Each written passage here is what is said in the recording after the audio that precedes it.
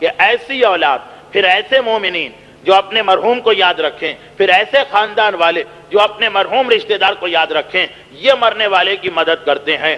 اور ان کی مدد کس طرح سے ہو سکتی ہے، وہ 3-4 باتیں میں بتا رہا تھا۔ کل نماز شب کا تذکرہ آیا تھا کہ مدد میں سے ایک طریقہ ہے نماز شب۔ مدد میں وہ دوسرا طریقہ جو بہرحال ہمارے معاشرے میں رائج ہے مستحب کے اعتبار سے، جریدتین یعنی کھجور یا بیری یا انار کے درخت کی 2 لکڑیاں مرنے والے کے کفن میں اس کے ساتھ رکھنا، جس کے بارے میں اصل روایت یہ ہے کہ پیغمبر اسلام ایک دن مدینے کے قبرستان سے گزر رہے ہیں، ایک قبر کے قریب پہنچ کے رک گئے، پیغمبر کے چہرے پہ غم کے آثار طاری ہوئے۔ لوگوں نے پوچھا اللہ کے رسول یہ کیا حالت اور کیفیت آپ کی ہو گئی، دوران سفر اس طرح سے چہرے کا رنگ کیوں بدل گیا؟ پیغمبر اسلام نے فرمایا اس لیے کہ یہ قبر کا مردہ جس کے قریب سے میں گزرا ہوں اس وقت انتہائی عذاب میں مبتلا ہے، اور اس نے مجھے آواز دے کے پکارا اللہ کے رسول میں آپ کا کلمہ پڑھنے والا ہوں، آپ میری شفاعت کریں۔ اسے پتا کیسے چلا کہ پیغمبر اس کے قریب سے آئے؟ اور وجوہات کے علاوہ ہو سکتا ہے کہ اس کی روح کو اتنی اجازت ملی ہو، اور وجوہات کے علاوہ سب سے بڑی وجہ یہی ہے کہ پیغمبر جس علاقے سے گزرتے ہیں اس پورے علاقے کا عذاب معاف ہو جاتا ہے اتنی دیر کے لیے۔ تو قبر کے مردے پہ عذاب رک گیا ہوگا، وہ حیران ہو کے پوچھ رہا ہوگا کہ میرا عذاب کیوں رکا ہے؟ تو جواب ملا ہوگا اس لیے کہ اللہ کے رسول کی سواری جا رہی ہے، شفیع المذنبین جا رہے ہیں، اتنی دیر تک کسی پہ عذاب نہیں آ سکتا۔ تو اس نے موقع کو غنیمت جانا، پیغمبر اسلام کو آواز دی۔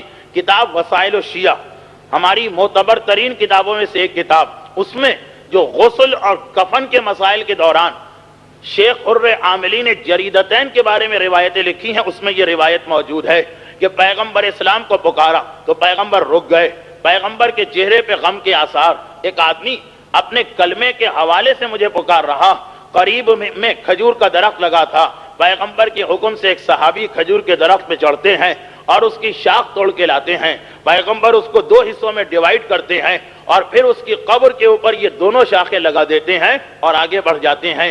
سوال کیا گیا اللہ کے رسول یہ آپ نے کیا عمل انجام دیا؟ کہا کہ جب تک کھجور کی یہ شاخیں سبز رہیں گی اتنے عرصے مرنے والا عذاب سے محفوظ رہے گا۔ اسی لیے یہ تو پیغمبر نے فرسٹ ٹائم یہ سنت ہمارے سامنے رکھی، اس کے بعد اسلام میں یہ طریقہ آ گیا کہ مرنے والے کے کفن میں، وہ 5ویں امام کی حدیث کہ مرنے والے کے کفن میں 2 تازہ درخت کی تازہ شاخیں مرنے والے کے کفن میں رکھو، جتنی دیر تک یہ تازہ رہتی ہیں اتنی دیر تک مرنے والا عذاب سے محفوظ رہتا ہے۔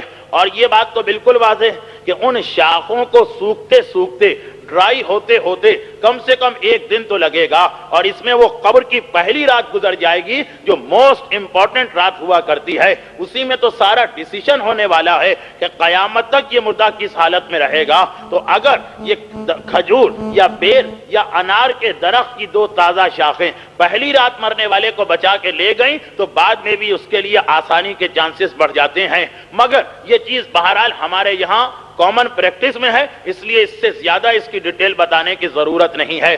تیسری چیز جو مرنے والے کی مدد کی جا سکتی ہے یہ وہ چیز ہے جس کا تذکرہ 8 یا 9 رمضان کو ہو گیا تھا، اس لیے فقط اشارہ کروں کہ اگر 40 مومنین مرنے والے کے حق میں گواہی دیں کہ ہم نے اس کو بہتر پایا، اچھا پایا، با ایمان پایا، تو اس کی وجہ سے ان 40 مومنین کی وٹنس کی وجہ سے مرنے والے کے عذاب میں کمی آ سکتی ہے، اس کا عذاب معاف ہو سکتا ہے۔ اسی لیے مستحبات میں کہ یہ بھی شامل ہے کہ انسان اپنی زندگی میں اپنا وصیت نامہ تیار کر کے رکھے، انسان اپنی زندگی میں اپنا کفن تیار کر کے رکھے، اور انسان اپنی زندگی میں اپنا شہادت نامہ تیار کر کے رکھے۔ سید نعمت اللہ جزائری علامہ مجلسی کے انتہائی قریب شاگردوں میں سے ایک، علامہ مجلسی جیسی عظیم شخصیت کے بارے میں، عظیم شخصیت ہے علامہ مجلسی کی، جن کے بارے میں ایک دشمن اہل بیت جل بھن کر اپنی کتاب میں لکھتا ہے کہ اس دین آل محمد کو اگر دین مجلسی کہا جائے یعنی ریلیجن آف مجلسی تو کوئی غلط نہیں ہوگا، کیونکہ معصومین کی تو ساری حدیثیں ہم نے اپنی حد تک چھپا دی تھی، ختم کر دی تھی، یہ مجلسی نے ان ساری حدیثوں کو دوبارہ لائف عطا کی ہے، اس کی وجہ سے یہ حدیثیں بچی ہیں۔ بڑا بلند مقام ہے علامہ مجلسی کا، مگر ان کا طریقہ یہ اتنا زبردست عالم کہ اپنا شہادت نامہ زندگی میں تیار کر کے رکھوایا ہے۔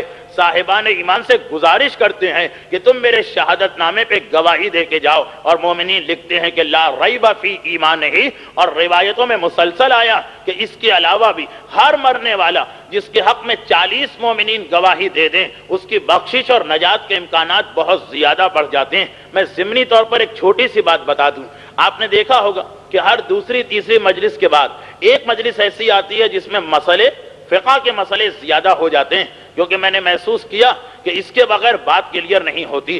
تو یہ جو گواہی یا ویٹنس ہم کو دینا ہے مرنے والے کے لیے، تو اس میں ایک تو یہ ہے کہ زندگی میں اپنا شہادت نامہ تیار کر کے رکھو، پھر دوسری چیز وہی کہ اسلام نے نماز جنازہ میں خود ایک ویٹنس کو ڈال دیا۔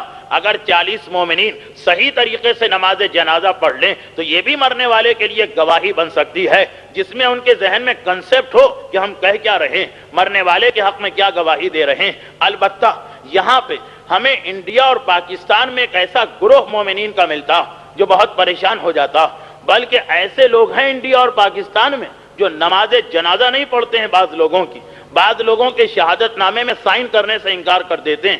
بھائی کیوں؟ اس لیے کہ یہ آدمی تو داڑھی منڈواتا تھا، ہم کیسے لکھ دیں؟ یہ آدمی تو بے نمازی تھا، ہم کیسے لکھ دیں؟ یہ آدمی تو روزہ نہیں رکھتا تھا، ہم کیسے لکھ دیں؟ یا نماز جنازہ میں خصوصیت کے ساتھ پاکستان میں ایک بہت بڑا گروپ پیدا ہو گیا، وہ جو نماز جنازہ کی آخری دعا اللہم انا لا نعلم منہ الا خیرا وانت عالم بہ منا، پروردگارا ہمیں اس مرنے والے کے بارے میں سوائے خیر کے اور کچھ نہیں پتا ہے۔ تو لوگ نماز جنازہ نہیں پڑھتے ہیں کہ بھائی نماز جنازہ پڑھیں گے تو یہ کہنا پڑے گا کہ اللہم انا لا نعلم منہ الا خیرا، کہ ہم اس کو خیر پر جانتے ہیں، جبکہ ہمیں پتا ہے کہ وہ خیر پر نہیں، وہ بے نمازی، وہ داڑھی منڈا، وہ گناہگار ہے، وہ رزق حرام لینے والا۔ ہم شہادت نامے پہ دستخط نہیں کریں گے، ہم اس کی نماز جنازہ نہیں پڑھیں گے۔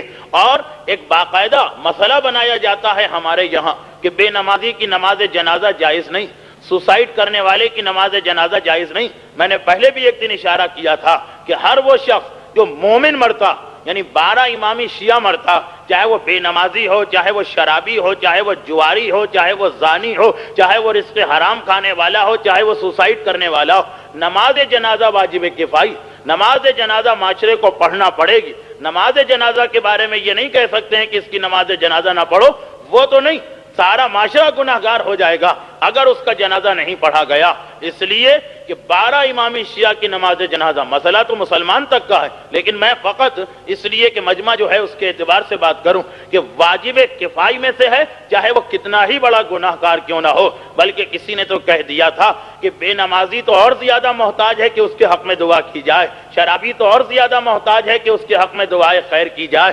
بہرحال وہ ایک الگ مسئلہ۔ تو نماز جنازہ تو ہر ایک کی پڑھنا، مگر لوگ آ کر کہتے ہیں کہ مولانا یہ ہم نماز جنازہ میں گواہی کیسے دیں کہ وہ خیر پر ہے؟ ہم گواہی کیسے دیں شہادت نامے میں کہ وہ خیر پر ہے؟ شہادت نامے میں داڑھی کی گواہی نہیں دی جاتی، شہادت نامے میں نماز کی گواہی نہیں دی جاتی، شہادت نامے میں رزق حلال و حرام کی گواہی نہیں دی جاتی، شہادت نامے میں بھی خیر کی گواہی دی جاتی ہے۔ تو اتفاق یہ کہ ایک کتاب میں مجھے یہی سوال مل گیا راوی کا، کہ راوی جا کر سوال کرتا ہے ہمارے 5ویں امام محمد باقر علیہ السلام سے۔ کتاب المواعظ العددیہ، اس میں ایک روایت آتی 40 کی عدد کے سلسلے میں کہ راوی سوال کرتا ہے کہ مولا ہم کیسے گواہی دیں ایک ایسے آدمی کے بارے میں جس کے بارے میں ہم کو معلوم ہے کہ وہ بے نمازی، ہم کیسے نماز جنازہ پڑھ کے کہیں اللہم انا لا نعلم منہ الا خیرا؟ اس جملے کا مطلب پھر ذہن میں رکھیے، پروردگارا ہمیں معلوم ہے، ہم گواہی دیتے ہیں کہ یہ خیر پر تھا، کیسے گواہی دے گناہگار کے بارے میں؟ تو معصوم نے اس کا جواب دیا، اور یہی جواب مراجع نے دیا، یعنی جب پوچھا گیا تو انہوں نے معصوم کی یہی حدیث کوٹ کی۔ معصوم نے کہا اس خیر سے تم کیا سمجھ رہے ہو؟ خیر کا مقصد ہے محبت اہل بیت اور عقیدہ امامت، تو یقیناً یہ گواہی تو دینا ہے، اس لیے کہ جو آدمی مومن نہیں، 12 امامی شیعہ نہیں، اس کی نماز جنازہ میں یہ دعا ہوتی ہی نہیں، وہ اس سے پہلے کی دعا پہ جنازہ مکمل ہو جاتا۔ یہ ہمارے یہاں 5 تکبیریں، باقی تو 4 تکبیروں پہ نماز ختم ہو جاتی، یہ چوتھی دعا کی ضرورت ہی نہیں پڑتی ہے۔ تو ہم یہ نماز اور روزے کی گواہی نہیں دے رہے ہیں اللہم انا لا نعلم منہ الا خیر، پروردگارا ہم اس کے خیر کی گواہی دے رہے ہیں، اور خیر کا مقصد کہ یہ ہم جانتے ہیں کہ بہرحال امامت کو مانتا تھا، محبت اہل بیت کا اقرار کیا کرتا تھا۔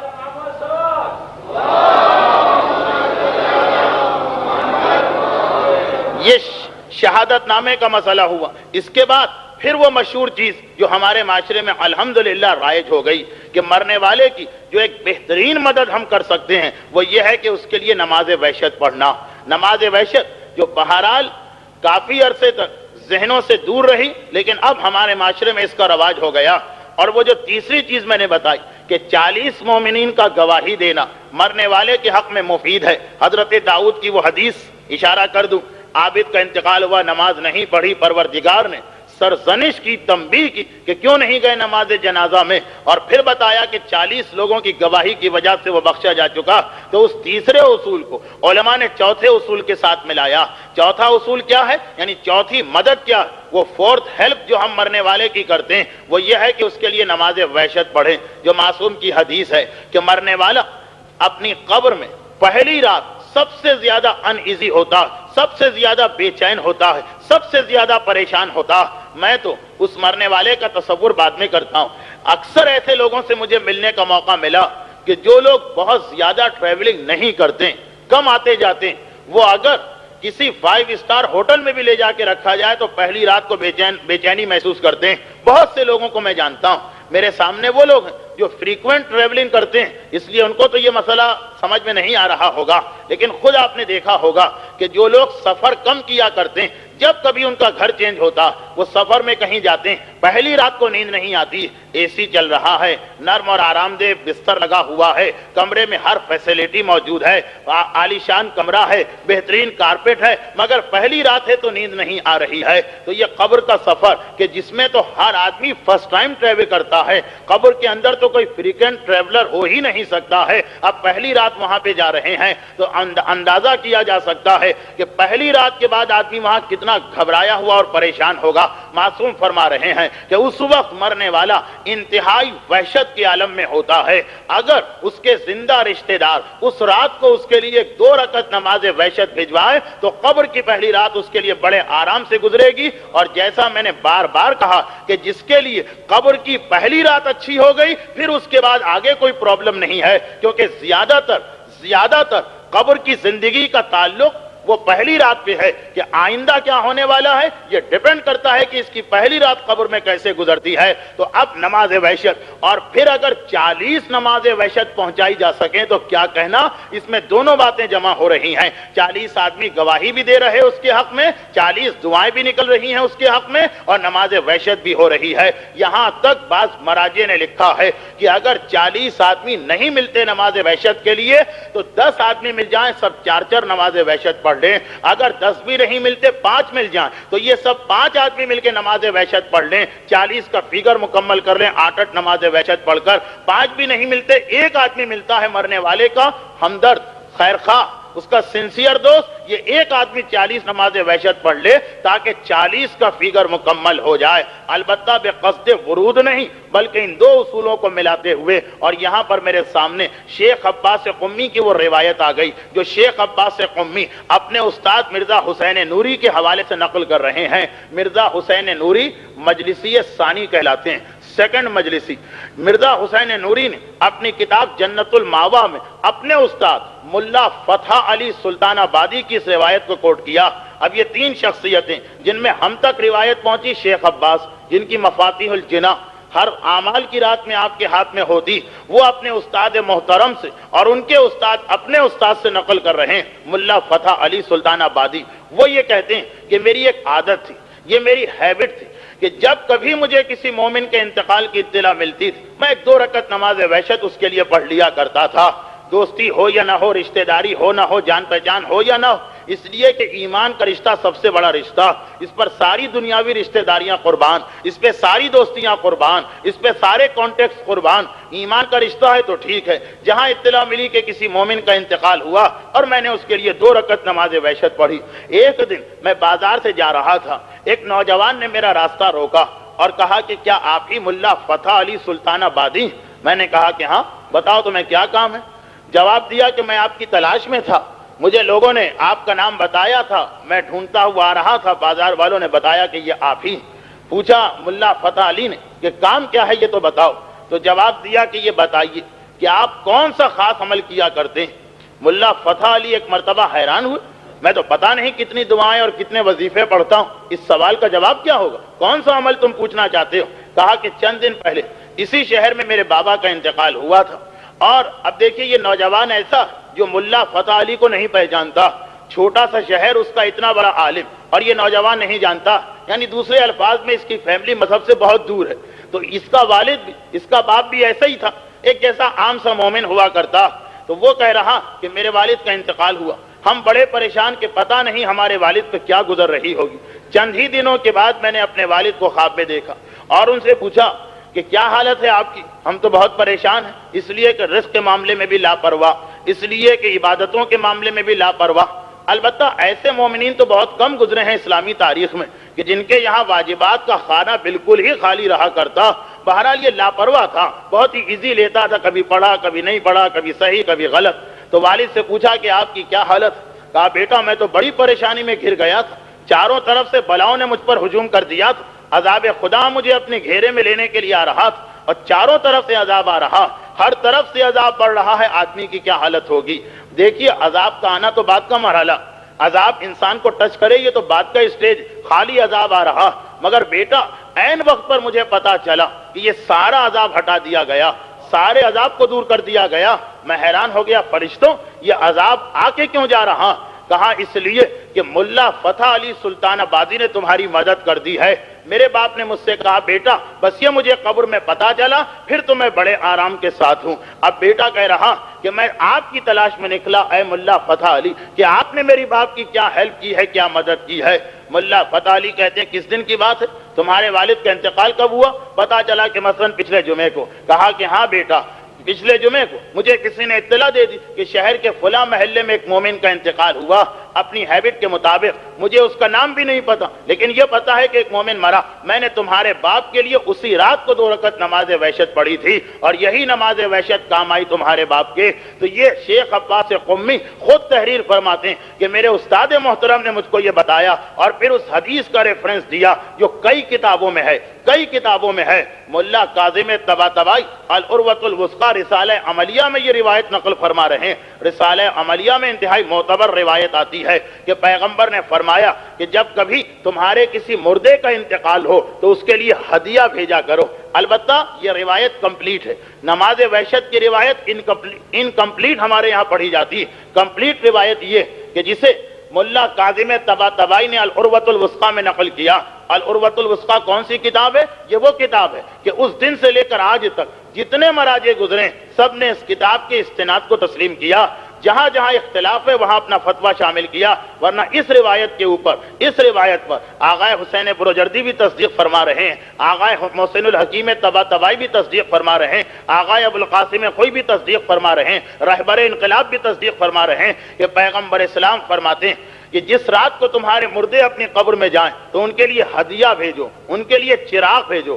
اللہ کے رسول مردے کو کیا ہدیہ بھیجا جائے؟ ایک تو کل والی روایت تھی شب جمعہ، ایک ہے نہیں اسپیشلی فرسٹ جو پہلی رات ہوتی ہے فرسٹ نائٹ، پیغمبر نے کہا سنو کہ جب تم میں سے کوئی آدمی 2 رکعت نماز وحشت اس طرح پڑھے کہ پہلی رکعت میں الحمد کے بعد آیت الکرسی، اور دوسری رکعت میں الحمد کے بعد 10 مرتبہ انا انزلنا، اور بعد ختم نماز مرنے والے کے لیے دعا کہ اللہم وابعث ثوابہا الی قبر فلان، یا اردو میں خداوندہ اس کا ثواب فلانے کے قبر میں بھیج، تو پروردگار عالم 70,000 ملائکہ کو حکم دیتا ہے کہ وہ نور کے تشت میں، نور کی ٹرے میں مرنے والے کے لیے جنتی لباس لے کے جائیں۔ 70,000 فرشتے اس مرنے والے کے لیے نور کی اس ٹرے کے اندر یہ 70,000 جنتی حلے لے کے اس طرح جاتے ہیں کہ قیامت تک کے لیے مرنے والے کی قبر کو ایکسپینڈ بھی کر دیا جاتا ہے، اس میں جنت کی روشنی بھی لگا دی جاتی ہے، اسے جنتی لباس بھی پہنا دیا جاتا ہے۔ روایت کا یہ حصہ آپ کا سنا ہوا ہے،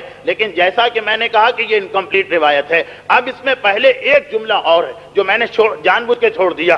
اصل حدیث کیا ہے کہ پیغمبر نے جب یہ پوچھا پیغمبر سے کہ کیا ہدیہ بھیجیں، تو پہلا جملہ پیغمبر کا یہ کہ اپنے مرنے والے کے لیے صدقہ کرو، جب صدقہ کرو گے تو یہ ملے گا۔ پھر راوی نے پوچھا تھا اللہ کے رسول اگر صدقے کی گنجائش نہ ہو؟ ایسا بھی نہیں ہے کہ اسلام میں ساری فیسلٹیز مالدار اور پیسے والوں کو ہیں، اگر صدقے کی گنجائش نہ ہو پھر پیغمبر نے کہا کہ یہ 2 رکعت نماز پڑھ لو۔ چنانچہ ان 2 روایتوں کو نقل کرنے کے بعد آغائے ابوالقاسم خوئی تحریر فرماتے ہیں کہ بہتر یہ ہے کہ مرنے، اس روایت میں چونکہ دو باتیں آئیں کہ مرنے والے کو جب دفن کیا جائے تو اس رات ان دونوں باتوں پہ عمل کیا جائے، نماز وحشت تو پڑھی جائے مگر ساتھ ساتھ مرنے والے کے لیے صدقہ بھی دیا جائے تاکہ دونوں باتیں جمع ہو جائیں اور ڈبل ہیلپ مل جائے مرنے والے کی۔ تو مرنے والے کے لیے صدقہ دینا یہ پانچویں چیز ہو گئی۔ تیسری چیز 40 آدمی گواہی دیں، چوتھی چیز نماز وحشت پڑھی جائے، اور پانچویں چیز یہ کہ صدقہ ضرور دیا جائے۔ بلکہ اسی روایت پر آیت اللہ نجفی مرعشی نے یہ تحریر فرمایا کہ بلکہ صدقہ پہلے دینا ہے، نماز وحشت بعد میں پڑھنا ہے، کیونکہ پیغمبر کی ترتیب یہی ہے کہ پہلا سوال پیغمبر کہہ رہے ہیں ہدیہ دو، اللہ کے رسول کیسے دیں؟ کہا صدقہ دو، اگر صدقہ نہ ہو تو نماز وحشت پڑھو۔ تو اس لیے ان دونوں چیزوں پر برابر سے عمل کیا جائے۔ اب جیسا کہ میں نے پہلے بھی کہا تھا کہ مرنے والا مرتا، لوگوں کو بڑا دکھ ہوتا ہے، بڑا غم ہوتا ہے، بڑا صدمہ ہوتا ہے، کھانا نہیں کھاتے رشتہ دار، بے ہوش ہو جاتے ہیں، اس کی بیوی دیوار سے سر ٹکرا کے اپنے آپ کو زخمی کر لیتی ہے، مگر کچھ مرنے والے کا بھی خیال کریں، اور مرنے والے کا خیال اگر کر رہے ہیں تو یہی چیزیں ہیں کہ اسی رات کو صدقہ دیں۔ ایک دن کے بعد آپ دیں گے فائدہ ملے گا، مگر وہ فائدہ تو نہیں مل سکتا کہ جو فرسٹ نائٹ تقاضا کر رہی۔ مرنے والے کے لیے نماز وحشت پڑھی جائے، مرنے والے کے واجبات اور مرنے والے کے خمس و زکوٰۃ کے مسئلے کو طے کیا جائے، تو مرنے والے کے وارثوں کو بڑا غم ہوتا ہے مرنے والے کا، کیسا ہی ہو مرنے والا، حتیٰ یہ کہ اولاد کے حق میں ظالم ہی کیوں نہ ہو، بہرحال ایک رشتہ تو ہے، ایک محبت تو ہے، احساس تو ہوتا کہ ہمارے سر سے باپ کا سایہ اٹھ رہا، غم و علم تو ہر ایک کو ہوتا، مگر صرف اپنا خیال نہ کریں بلکہ مرنے والے کا بھی خیال کریں، اور مرنے والے کی جتنی مدد، جتنی ہیلپ پاسبل ہے وہ اس پہلی رات سے شروع کر دی جائے، تاکہ اس رات سے قیامت تک پھر مرنے والے کے پرابلمز یا بالکل ختم ہو جائیں یا منیمم سے منیمم رہ جائیں۔